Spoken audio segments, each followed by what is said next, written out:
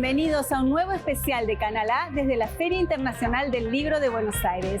Las jornadas profesionales contaron con más de 610 expositores en 358 stand y concurrieron cerca de 12.000 profesionales del libro.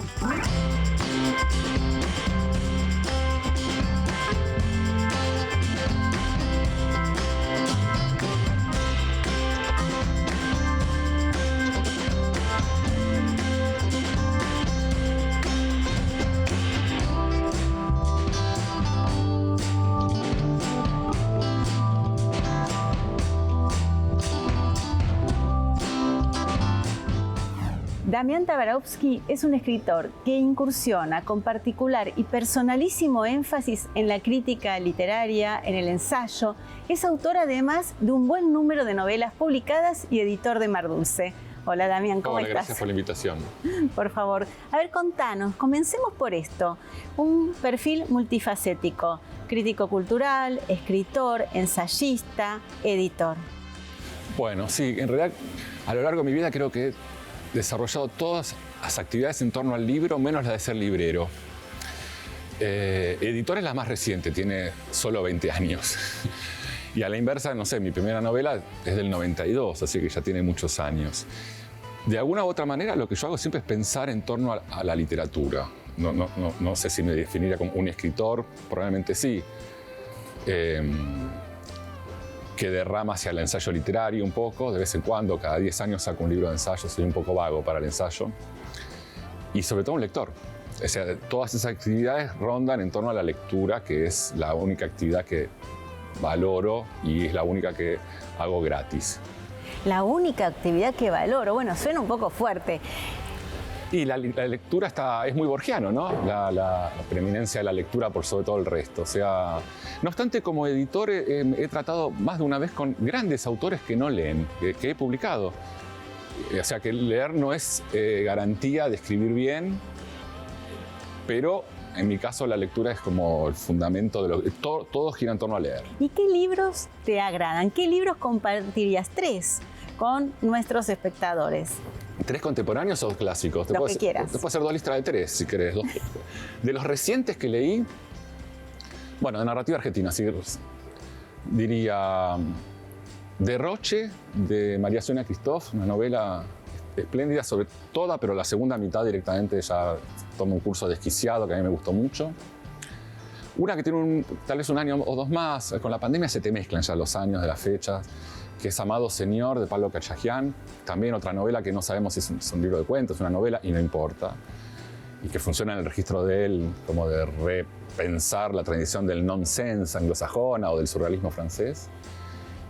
Y La estirpe de Carla Maliandi, que también me parece una novela extraordinaria, ya me había gustado mucho la anterior, la primera de ella, que es La habitación alemana, que es excelente. Esta es un salto todavía. Y si tuviera que decir en los clásicos a los que vuelvo permanentemente, te diría Bouvard y Pécuchet de Flaubert. No un libro, sino un momento, que es el fetichismo de la mercancía y su secreto de Marx, que es el apartado 4 del capítulo 1 del Capital. Y Butler y el escribiente de Melville, que ahí hay como una decisión ética de decir, preferiría no hacerlo. Esa frase, y la traducción de Borges, que mejora el original, encarna mucho lo que yo pienso sobre la cultura.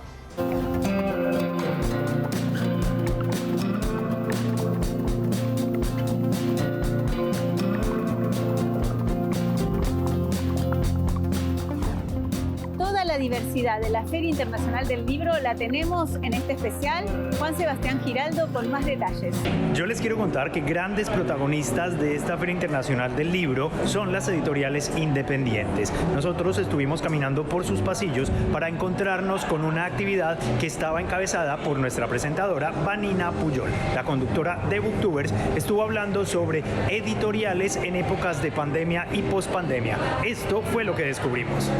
Ay, yo estoy muy emocionada. ¿Qué te puedo decir? Es algo que decía siempre y tuvo sus traspiés porque yo conocí a Edgardo Cavior, el escritor y director de Pontevedra, hace un tiempo atrás cuando quería presentar su libro, que se vio frustrado por el COVID. El día que íbamos a presentar se enteró que tenía COVID y no pudimos. transcurrió el tiempo, me invitan a la feria a participar en el stand de la ciudad y me llaman y me dice, bueno, mira, lo que no pudimos hacer por el COVID lo vamos a hacer ahora, ¿me acompañás? Y obviamente le dije que sí. Soy Edgardo Cavior, soy el autor de La Madre Jodida y el director de Ediciones Pontevedra. Yo te diría que Ediciones Pontevedra es pandemia. O sea, no hay un antes de la pandemia para Ediciones Pontevedra. De hecho, La Madre Jodida es mi novela, es el libro que dio origen al sello y nació, digamos, en el medio de la pandemia.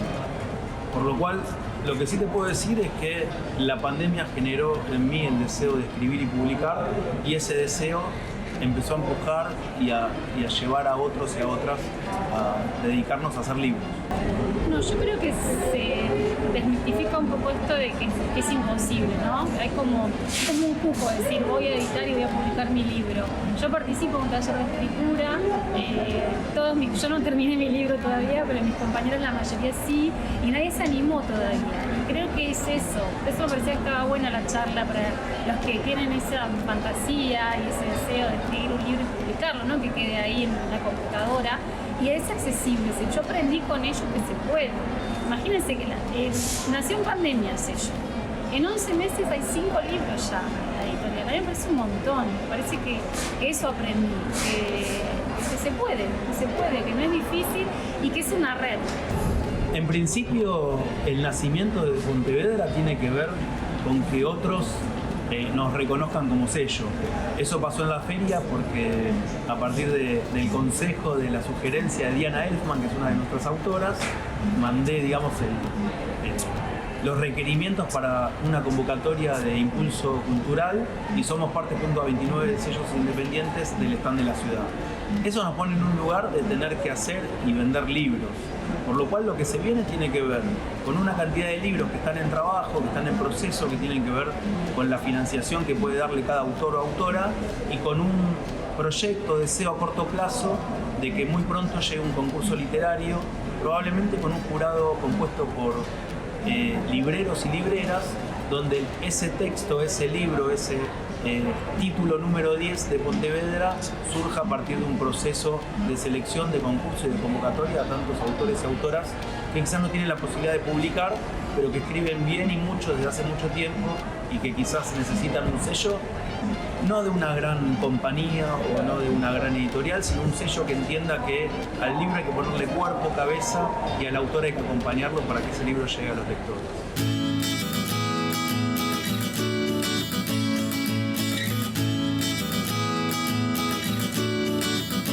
Gloria Peirano es profesora universitaria, es novelista, se ha reeditado su primera novela, Miramar, pero también incursiona en la dirección y en el guión.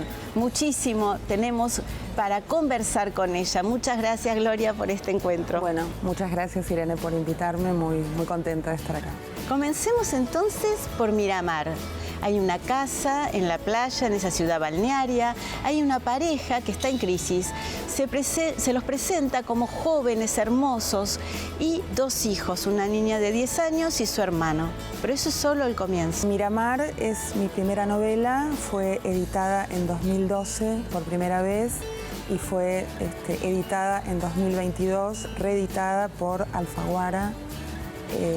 Y bueno, es una novela que tiene que ver, por supuesto, con mi inicio en la escritura, no mi inicio en la publicación, digamos. Es una novela muy importante para mí, en el sentido de que es la primera novela, ¿no? Sería así que su reedición significa toda una nueva relación con ella, ¿verdad? Es claro, una novela... volver a leerse a sí mismo sí. 10 años después. Sí. ¿Hiciste algún toquecito? ¿Hay cambios? Hice algunos cambios. Yo trabajé como correctora de estilo, o sea que tengo alguna como obsesión o algún vicio o alguna deformación profesional y siempre necesito recorrer el texto y hacer algún cambio, digamos. Hice algunos pocos cambios. No son sustanciales. La dejé porque me parecía que eso era Miramar, que así debía ser publicada. Digamos, yo no podría escribir esa novela ahora, eso es muy interesante, ¿no? el recorrido de la escritura propia, pero suscribo absolutamente la escritura en su momento y su reedición en el 2022. Quisiera pedirte que nos recomiendes tres libros que de los que te hayas acordado mientras conversábamos, por ejemplo, o que estés leyendo ahora, o que te hayan impactado mucho. 3 libros para culminar este encuentro. Bueno, recomiendo La belleza del marido, de Anne Carson. Es una autora extraordinaria. También de Anne Carson, un libro muy pequeño que publicó una editorial chilena, Cuadro de Tiza, espero que se reedite acá. Es un ensayo que se llama Variaciones sobre el derecho a guardar silencio. Y también quiero recomendar un libro que acabo de terminar de leer de Jorge Monteleone. Estoy leyendo bastante ensayo de poesía o teoría, El fantasma de un nombre. O sea, estoy justo, digamos, Anne Carson me gusta recomendarla, y a Jorge Monteleone acabo de terminar de leer su libro, El fantasma de un nombre.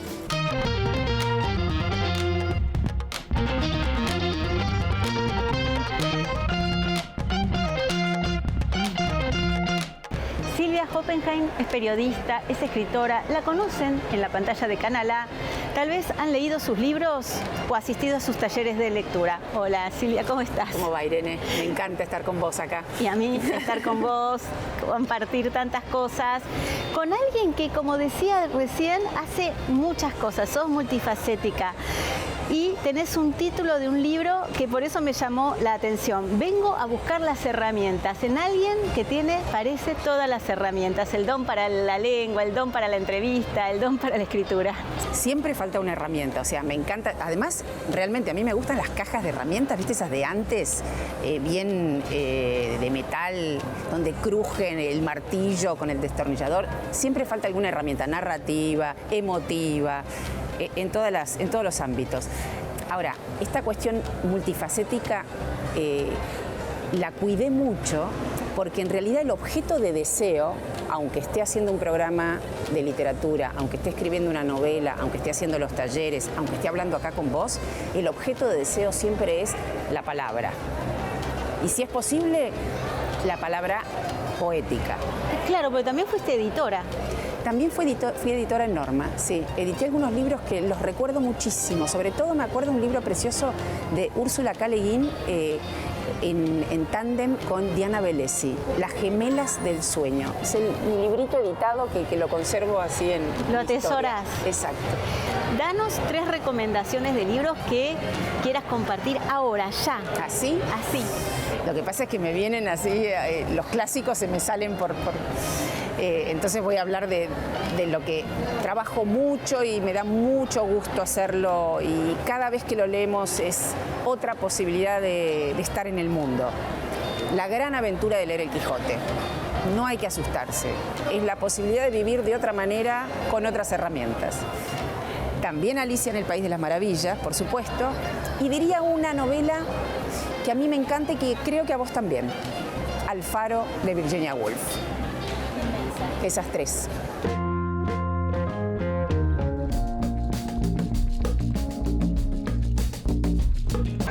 Agustina Caride, ganadora del premio Clarín Novela en el año 2021, se hizo presente aquí en la Feria Internacional del Libro para hablarnos un poco de una historia atravesada por la grieta.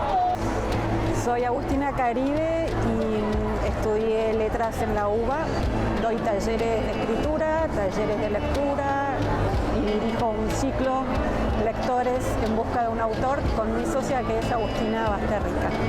Mira, hace poco me hicieron la pregunta y me dijeron, ¿sentiste que habías llegado a un lugar? Yo dije, para mí es lo contrario, sentí que recién empezaba, ¿no? Como que el premio me parece que lo que me dio fue eso. Yo tengo ya 12 libros, o sea, no es que era este libro es mi primer libro escrito. Y sin embargo, con este siento que empiezo. Con este siento que el premio Clarín te da mucha visibilidad y entonces es bueno, ok, ahora siento que finalmente voy a lograr, espero, ¿no? Como en algún lugar estar como arraigada en la literatura. En la novela se cuentan casi 50 años de historia argentina porque las protagonistas se conocen en los años 70 y el final de la novela, que en realidad es el inicio porque arranca desde ahí, es en la actualidad, en el 2020. En realidad la novela empieza el 19 de marzo a la mañana, que fue el día que después a las 7 y 7 y pico, ya no me acuerdo a qué hora, el presidente anuncia la cuarentena. Por supuesto que como está lleno de flashback, no es que todo transcurre en la pandemia, para nada, ¿no? Pero vuelvo a lo mismo, son contextos. La grieta también es parte de ese contexto. La grieta es parte de los contextos que ellas van atravesando a lo largo de la vida.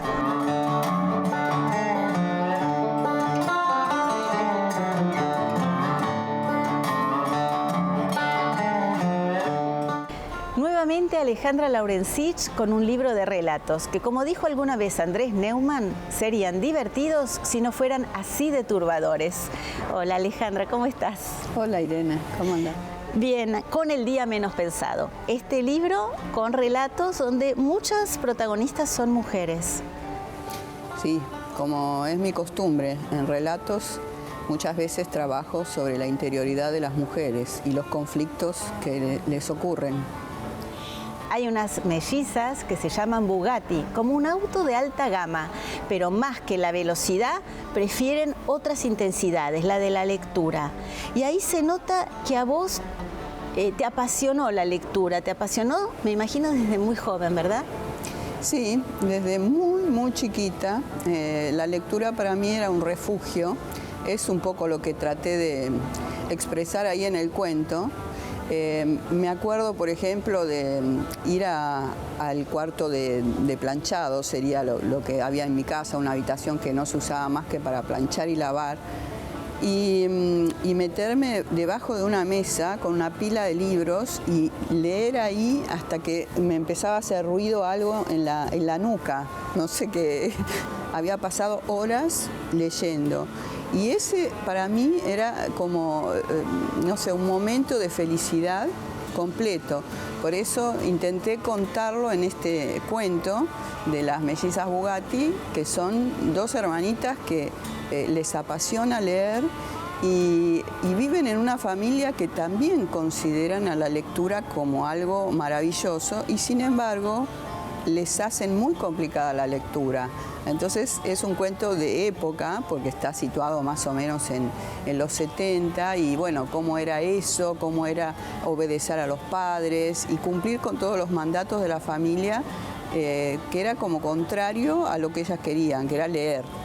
En esas investigaciones larguísimas que hacen los escritores hay muchas lecturas. Entonces vamos a pedirle a Alejandra que para terminar este encuentro de hoy nos recomiende 3 lecturas.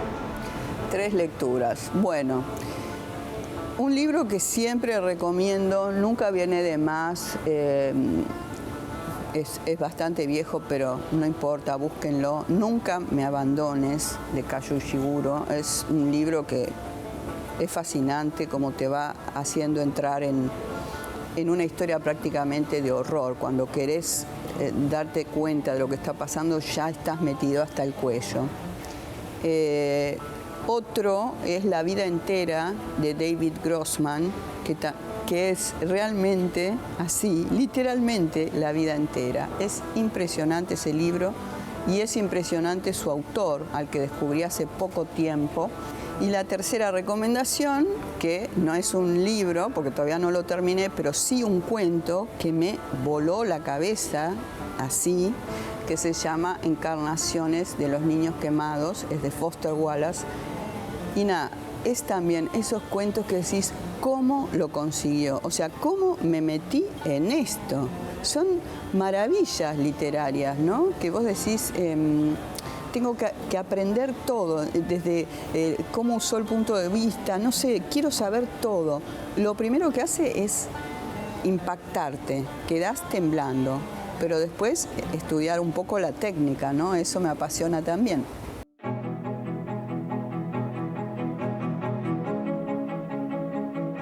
Paula Bernini es una mujer que ha recorrido el país de sur a norte, de oriente a occidente, y se ha encontrado con una infinidad de historias y personajes que quiso compartir aquí en el espacio de la Feria Internacional del Libro. Soy Paula Bernini, trabajo en TN y Canal 13 desde hace 20 años y ahora básicamente lo que estoy haciendo es recorriendo el país, un poco dándole forma a este canal federal que somos. La idea es poder contar las anécdotas, el detrás de cámara de estas coberturas que se dan a lo largo de todo el país, ¿no? Que se dan en las diferentes provincias y de alguna manera poder responder también lo que la gente quiere saber, porque muchas veces lo que vemos en cámara tiene que ver con el contenido de cada nota, pero hoy la gente tal vez va a tener la oportunidad de conocer un poquito el detrás de escena. Así que vamos a responder todo eso y también una y otra vez contar la importancia de recorrer nuestro país, de conocerlo y de darle este sentido nacional. A veces nos quedamos solamente con lo que es Capital Federal o el conurbano bonaerense y es tan grande y tan rico nuestro país, tiene cada rincón, es que a través de esta charla vamos a aportar un granito más de arena para que lo conozcan.